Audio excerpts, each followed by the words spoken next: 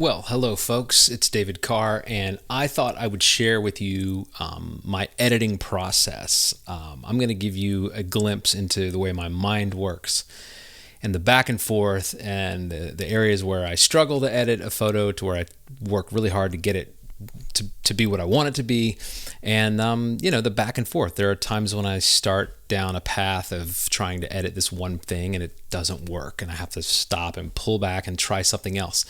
And that's really what editing is all about, is just like tweaking it and working it and really trying to get the most out of your photo.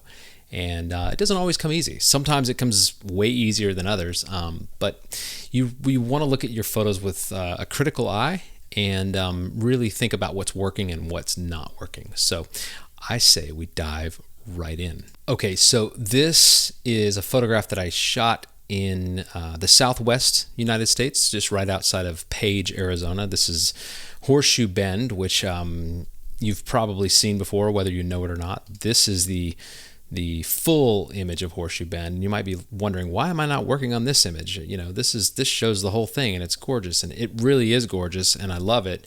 It's been seen about a gazillion times, and I'm not saying that I won't finish a full edit of this, but I actually really liked this little scene over here, this one element of it. There's something about this kind of S curve of the river that I liked, and I just like the texture and the rocks here.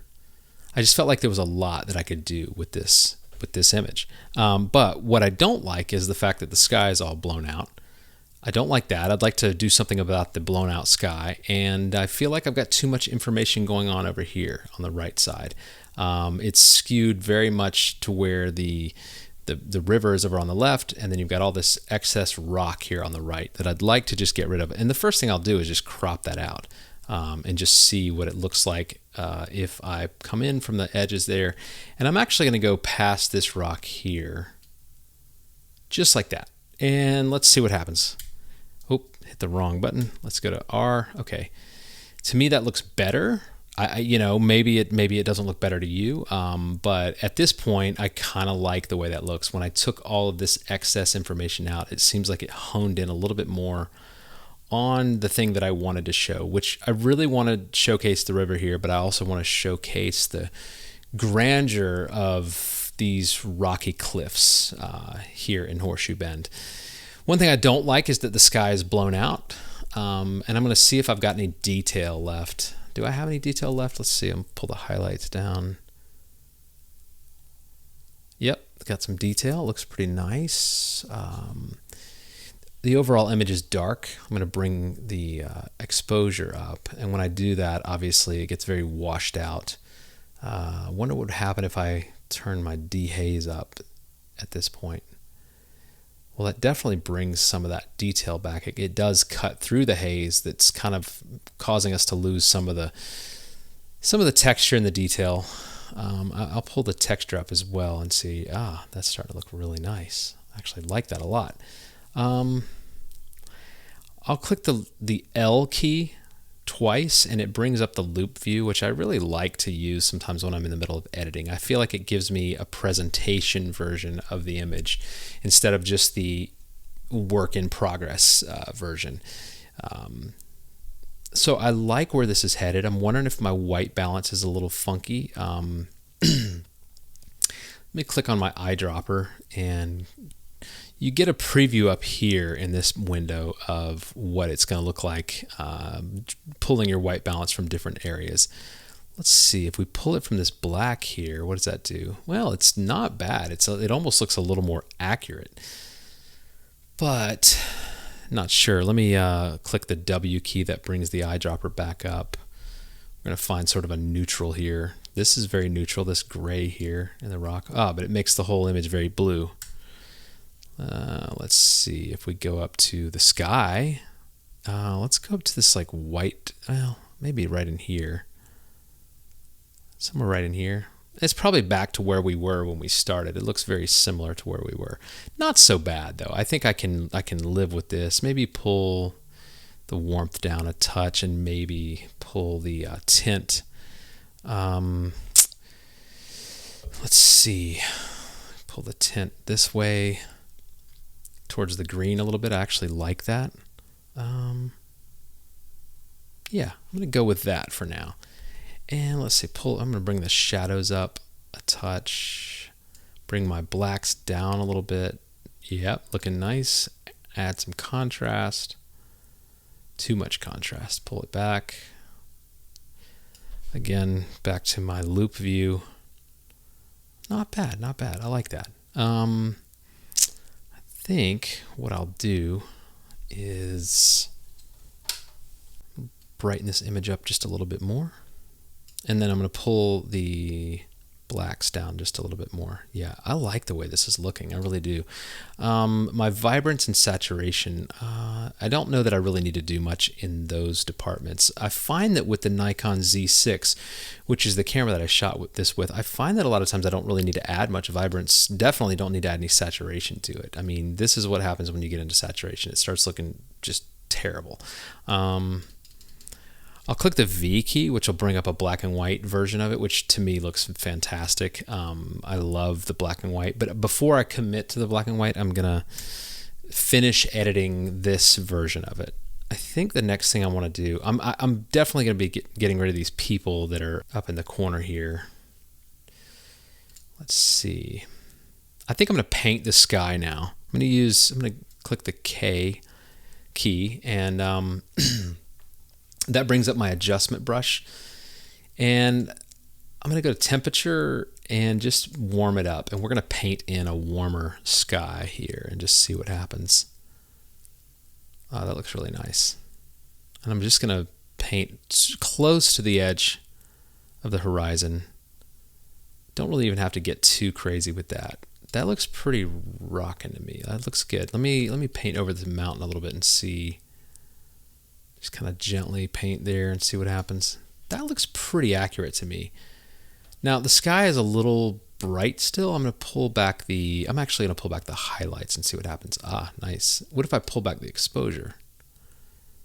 Not bad. But when I pulled the exposure back, it made the darker areas more kind of like this grayish blue. So I think I want to play around with my tint a little bit more. Yep. And my temperature, nice, looking good.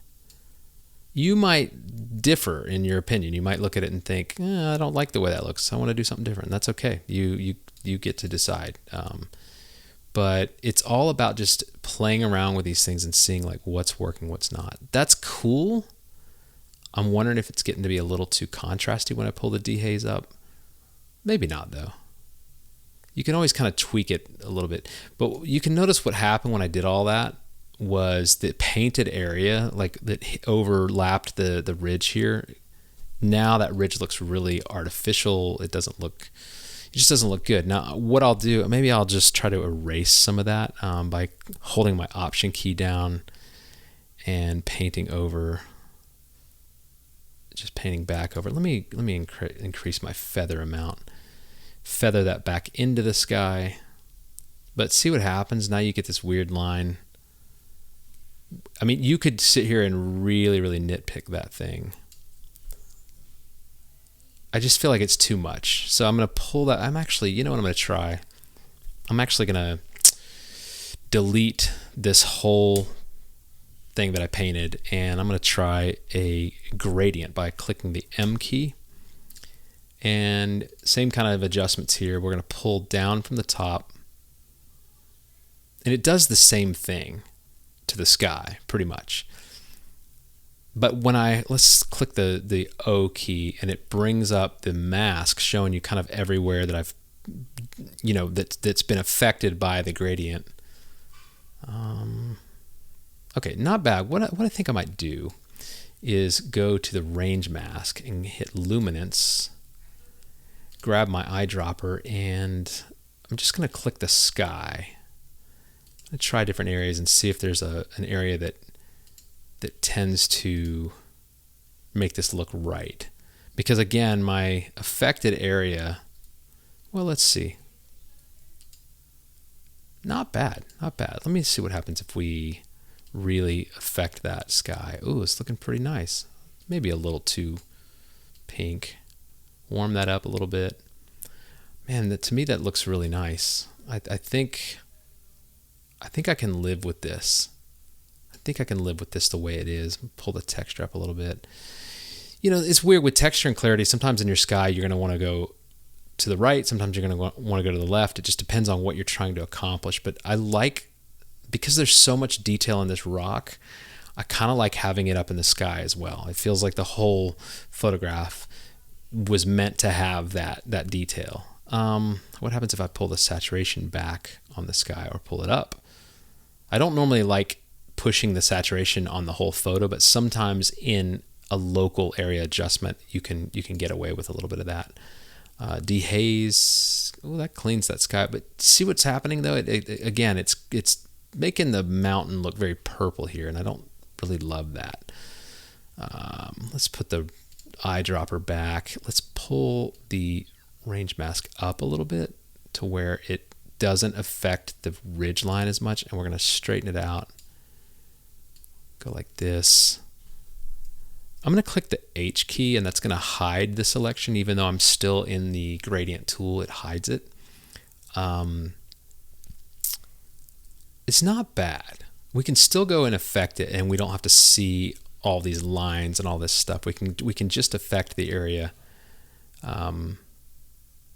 like this. To me, this is looking, I think I like this. I think I'm going to just go with where we are now. Again, you might tweak it and come up with something else that you like better, but this is kind of where I'm going to leave this. So I'm going to click H to bring these lines back up, and click M. That takes the tool away. It looks pretty good to me. I'm going to look around and see, is there anything else that I really, really want to change? Well, let me go up here. I'm going to zoom into this corner and try to remove some human beings from the photo. What you can do is click the Q key, and it will bring up your clone and healing brushes. Let's just brush right over this person here and see what it does. Okay, it grabbed the information from there and it just threw it there. Not bad, not bad. We can maybe drag that around and see, is there another spot that makes it look believable? Sometimes with your clone tool, it just doesn't do a great job. So we can go to heal, and that actually helps tremendously. It starts to look almost just more natural. Like if I click the Q key, that gets a little weird. Let's see. Just move this thing around a little bit and see if there's an area where it feels more natural. The other thing you can do, sometimes the area that I selected, I can kind of drag around it and it'll change the way it pulls from the other area here. We can adjust the feather amount. That really cleans that up a little bit. To me, that looks pretty believable. I mean, you're never going to look over here and think, oh, you must have cloned something out. But if you really want to get, picky about it and fix just a little bit in this area, you can click the Q key again, click on that selection. Now, you notice that I can't paint a new selection here because I've already got an area that's been painted. But what I can do is click the H key. It will hide, well, there's the area that I can't paint within because I've already painted there. But if I click the H key and hide that, now I'm able to go in and paint a new section, and it's going to let's click the H. It drew it from there. And this is a great way to be able to fine tune your cloning and healing sections. Again, we've got this weirdness going on where it changed the color of things. But if I back all the way up, it doesn't, I don't know. I'm not happy with the way that is cloning. There's such a better way to do this, and it's called Photoshop. But for now, we're just going to keep working within Lightroom because that's where a lot of people work. That's what a lot of people do. I'm trying all these different things. So I went back to cloning. That didn't really work.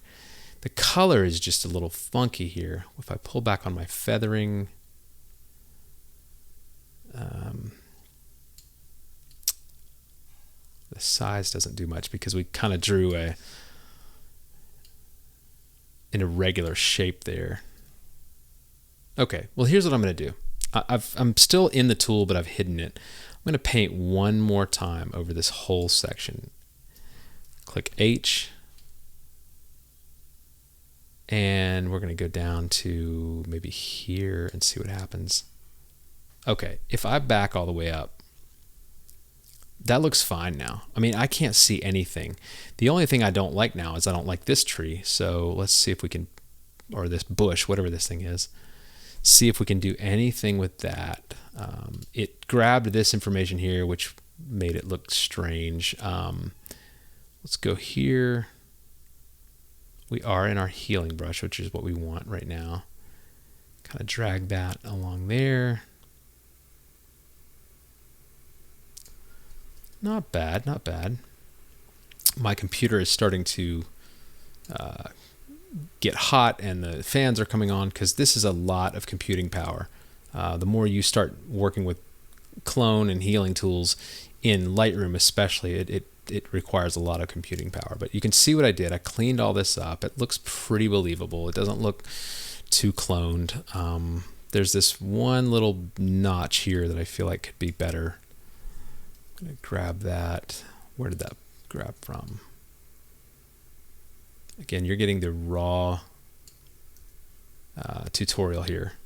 You're seeing exactly the kind of stuff that I deal with as I'm editing. I mean, some of this is so nitpicky because I'm zoomed way in on the photo. It's not even an area that anyone's really going to notice, but I'm going to notice it, and it's going to bug me every time I look at it. Okay, I think I can live with this. That looks very believable. The only issue now is we have these two people here out over this rock, and I don't know how well I'm going to be able to repair this or eliminate them. No offense to these fine folks, but okay, that's amazing how good of a job it actually did, even though it's not perfect. It's amazing what it can do. Let's change that to a clone. Let's see. I'm going to change that to a clone and see what happens. Okay, well, that's actually not so bad. It added a little bit of blue there, but I could almost live with that, except for the fact that it took a big notch out of the rock, which is not what we wanted. We're going to drag the selection up, and you'll see, let's see, drag this part up.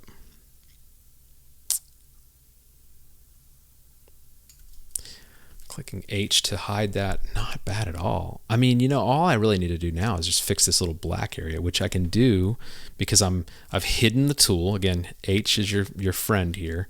That shows the area that I've already painted. Hit H and it hides it, and now you can go and you can paint over the little section there. Hit H to see where it drew it from. Go maybe grab it from here. Let's see what happens if we take this little section. Let's do the healing there. Yeah. Oh, that's gorgeous. To me, that looks great. I mean, there are little spots along here, but that looks fairly natural. You can click them. You can kind of get rid of some of those if you want. See what it does and move them. I mean, look. You can see the actual individual pixels. That's how zoomed in we are. Now, this is only a 21 or 25 megapixel camera, so it's not going to have quite the resolution of like a D850 or a Z7 or Sony A7 R3 or 4 or any of those other high megapixel cameras. But look at this. We got rid of the people. The sky is cleaned up. The photo looks pretty good to me. I'm going to get out of my clone and healing brush tool, and again hit L twice. Look at this thing. Is this photo finished? Pretty close. The only other thing I'm going to do now, I'm going to brighten up just a touch more. I like it a little brighter, but when I go brighter, I always want a little more contrast. I think I'm very happy with that. Now, I'm going to look a little more closely into the photo and see. I see some little things I don't like. I don't like this white speck here. You might be like, that's the most nitpicky thing, David. But for me, let me get out of my loop view. For me, it's all about just cleaning up little distractions. I know these things were really there, and so you might be like, well, then why would you get rid of them? They were really there. That's natural. But the analogy I use over and over all the time, almost ad nauseum, is that if I was painting this picture from memory or just making it up as I went along, I wouldn't have little white specks that stood out like that. I wouldn't have painted those in there. So why would I leave them? There's a little highlight there. Overall, this looks pretty good to me. Let's see. Let me just fit it to my frame. Looks pretty fantastic to me.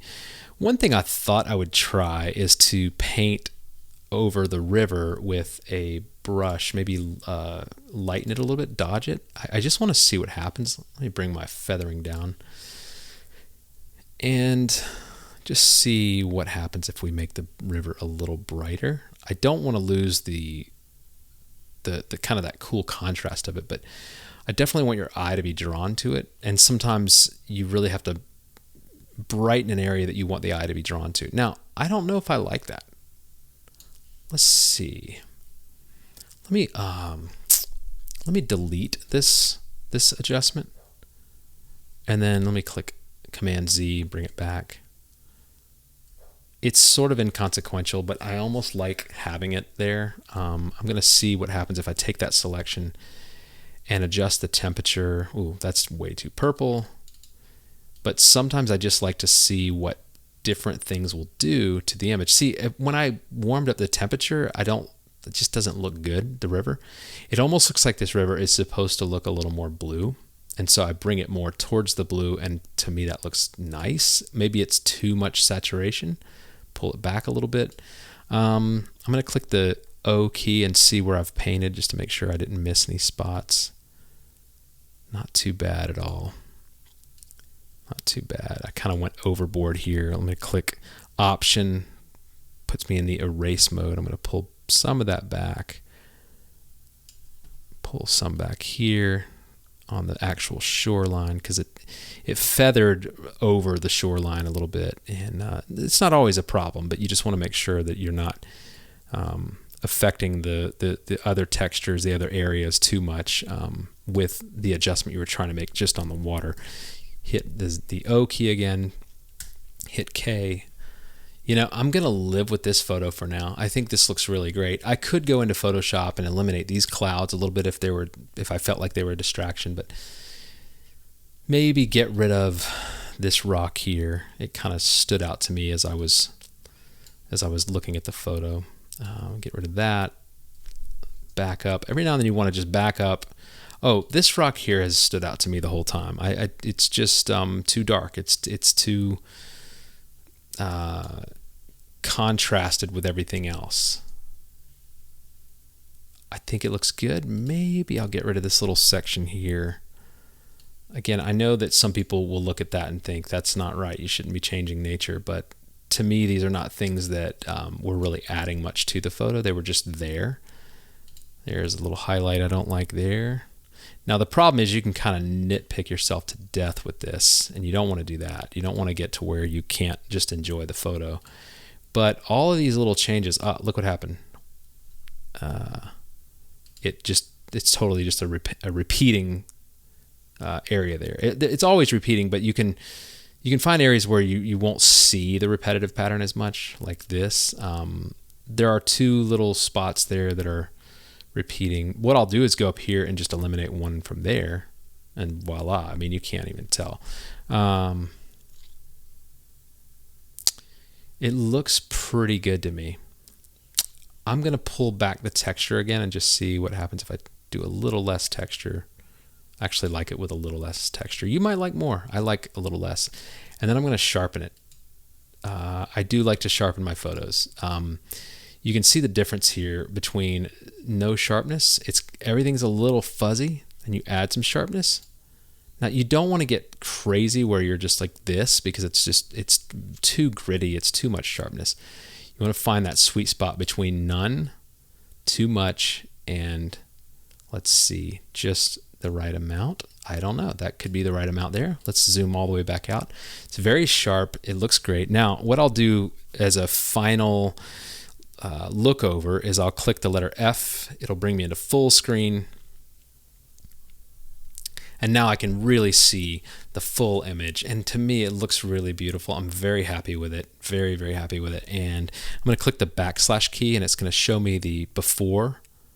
Well, it brings you back into your whole editing platform here, but this is the before and the after. Before, after, before, after. You know, you might look at it and think it's too saturated. I'm wondering if it is. I might pull the vibrance back a touch, or maybe just the actual saturation itself, pull it back. I don't know. Again, let's look at it in the loop view. I kind of liked the saturation. It could be a tad too much. I'm just going to pull back a touch. There you go. Now, I showed you the black and white earlier. What I'm going to do is click Command and apostrophe, and it's going to create a duplicate, a virtual copy over here. You can see where it says copy one. This is the one that we affected, and then we made a virtual copy, which is this. Now, I'm going to just see what happens. I'm going to go into some of my presets here and see what happens if I add some black and white treatments. And there are all these different black and whites. These are built into Lightroom, these treatments here. There's one called Punch, Low Contrast, Flat, Soft, Infrared, Selenium Tone, Sepia Tones. I mean, I don't really like the way any of those look, but we can go down. There's some other filters here. You have to decide if you like any of these. I don't like the way any of these are looking, really. Let's see. So what I will do, since I don't really like a lot of these, I'm going to just create my own. I'm going to pull my saturation all the way down. And let's see, pull the vibrance all the way down. And I'm going to pull my exposure down. And then bring my shadows up, bring my blacks down, bring the whole exposure up again, and just keep working it until it has the right amount of contrast. The blacks are really black, the whites are really white, but you just want to work that until you feel good about it. And you can also add a little more texture when you're in black and white. Sometimes that looks really nice. Vignettes, very popular. Sometimes you might want to just put the slightest amount on there just to draw your viewer into the center of the photo. Or what I'll do a lot of times is click Shift M, and that brings up a radial gradient, which allows me to draw, let's see, I'm going to do a radial gradient where everything on the outside of this circle is darker. So you draw a circle, an oblong, you know, a oval, whatever. You can kind of turn it, you can stretch it, you can kind of, maybe the center, the focal point of my photo is this river here, and so I want to kind of bring the viewer into it. So by doing this, creating sort of like a focal point, it's allowing me to darken everything around my focal point. Now that might be too much, or maybe what I'll do is click out of that by clicking Shift M and then bringing my exposure up. That looks really nice to me. Now, so before and after on that, let's see what we have.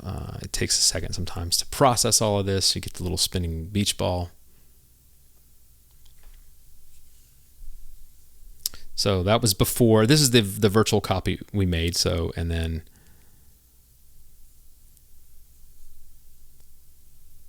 spinning beach ball. To me, that looks really nice. So you have your black and white version, and you have your full color version, and you can decide which one do you want to share, which one do you want to print. To me, the black and white kind of takes the cake on this one, but that's up to you. So anyway, that is kind of how the process works for me. I hope that was not too incredibly boring to watch, but you just got to see the way my mind works, and all the different, like, back and forth, all the different things I try until I'm finally happy with the end result. And so hopefully that helps you in your editing. Hopefully that gives you a little something to work with on your own. And but I'm going to come back with more of these edits, and sometimes I'll get involved in some Photoshop and some stuff that's really tedious, and you'll see the whole thing, because that's how you're going to learn, is by watching other people and trying things yourself and getting ideas from other people. So enjoy, and I'll be back.